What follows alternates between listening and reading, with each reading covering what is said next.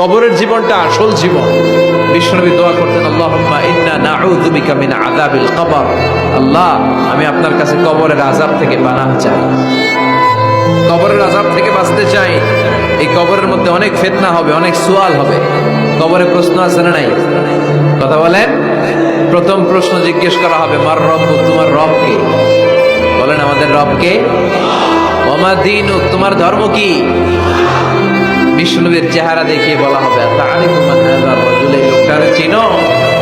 আমরা কি বলবো?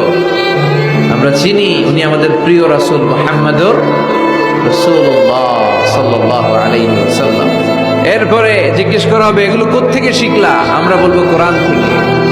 ফায়ুফসাহু লাহু কবরুহু ৭০ যিরাআন, সুন্দর সুন্দর উত্তর করতে পারলে আপনার কবরটারে ৭০ হাত লম্বা করে দেওয়া হবে।